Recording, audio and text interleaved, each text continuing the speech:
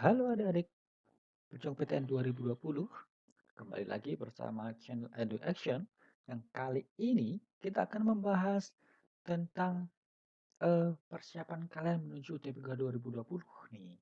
Nah, yang akan kita bahas apa nih? Yang pertama adalah tentang bagaimana persiapan kalian dan juga bagaimana mengevaluasi kalian dari hasil-hasil tryout kalian untuk bisa memprediksi nih kira-kira jurusan apa yang sesuai dengan kalian ya.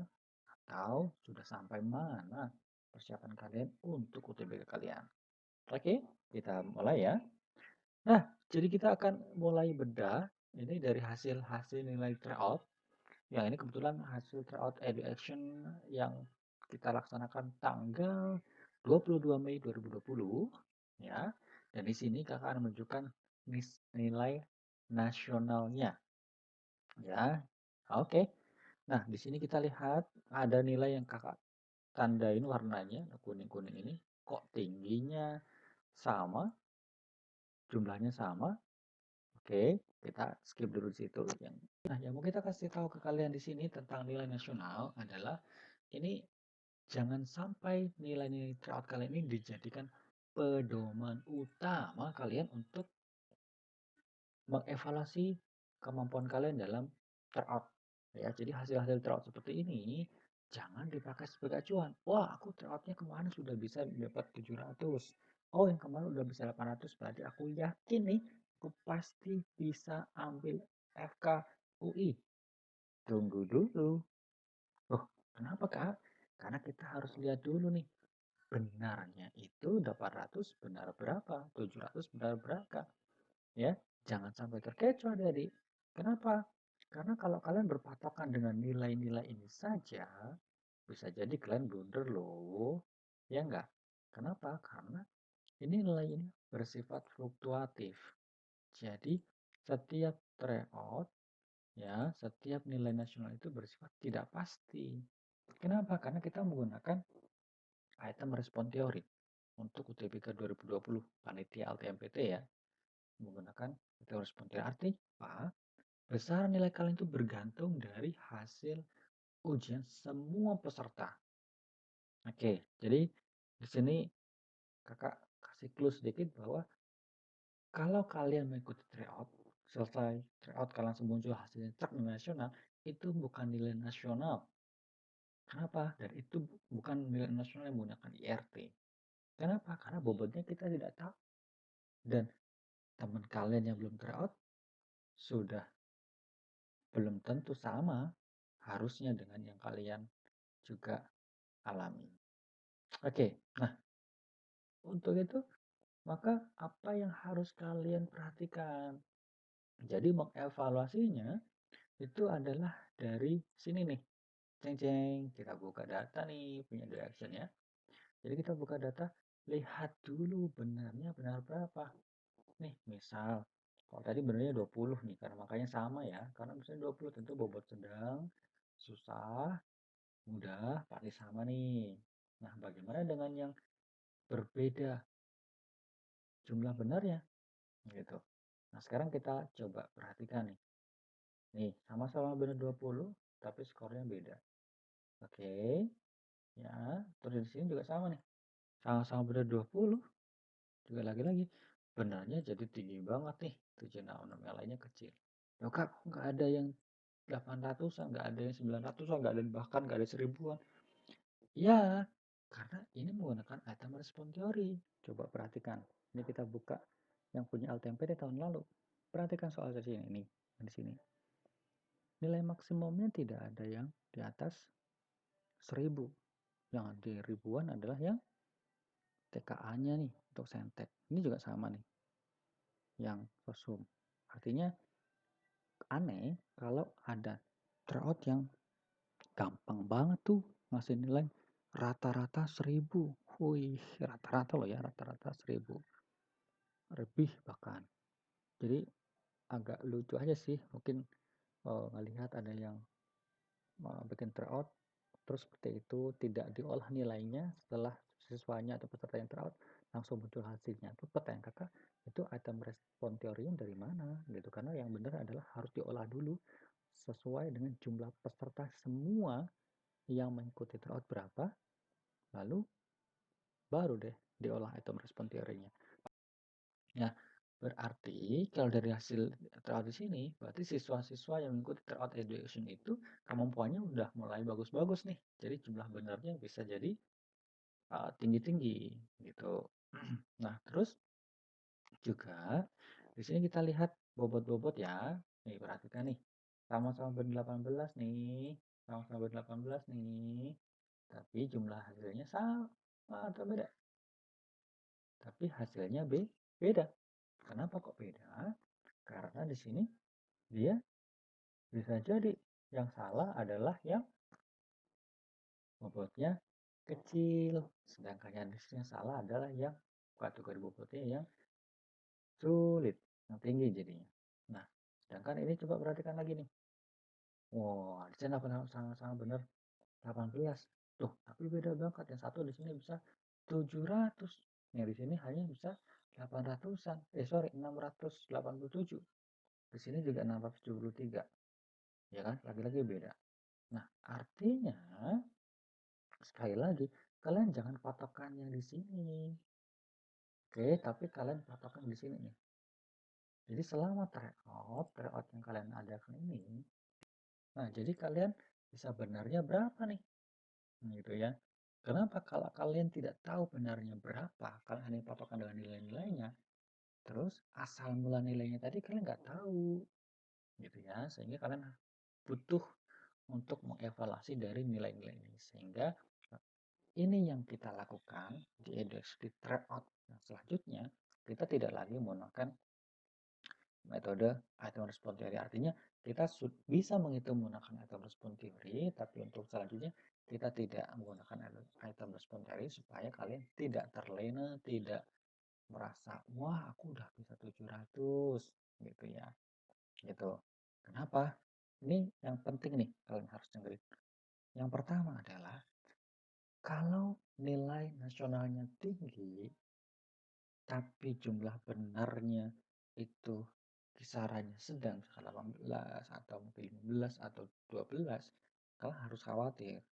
Tapi dalam setiap tryout kalian, nih misalkan anak-anak tadi udah bener semua nih, meskipun nilainya 700-an, ya, kalau ternyata setiap tryout dia bisa kisarannya 8, 20, dapat 18, dapat 19, maka kamu siap-siap aja dengan PTN-PTN yang kayak kedokteran, UI, yang ITB, UGM gitu.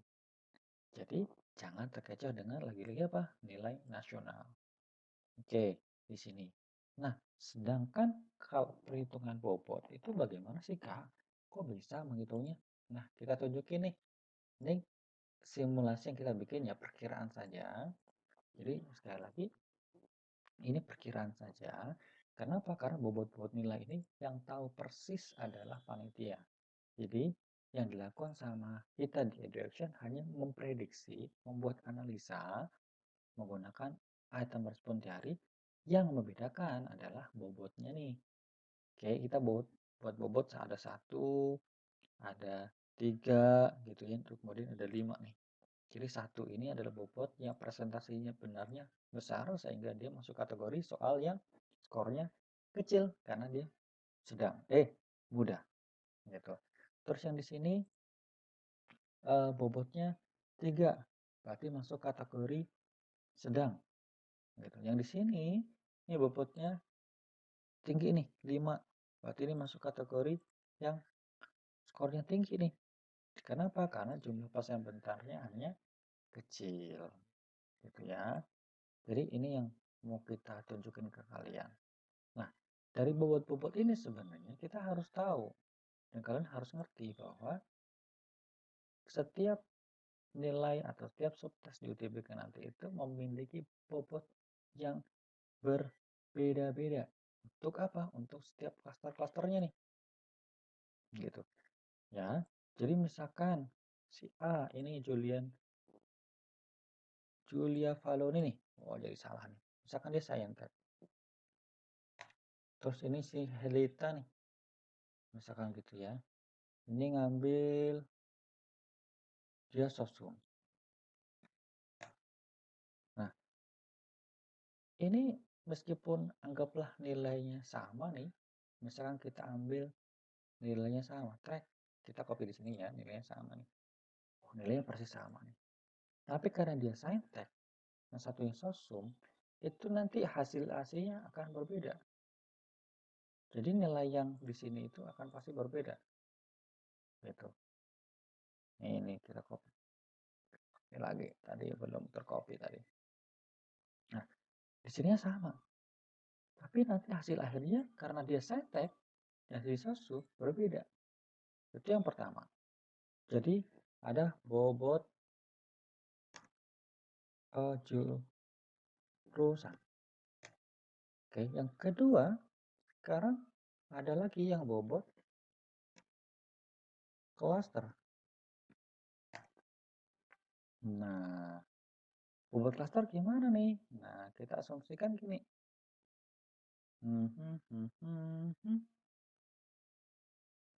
Ini tadi kita ambil saintek sosum ya. Terus misalkan kita anggap sekarang di sini juga sama-sama saintek.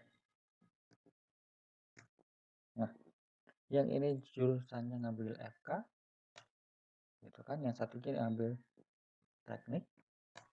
Nah, maka dia hasil akhirnya itu bisa beda. Gitu. Kenapa? Karena ada 19 klaster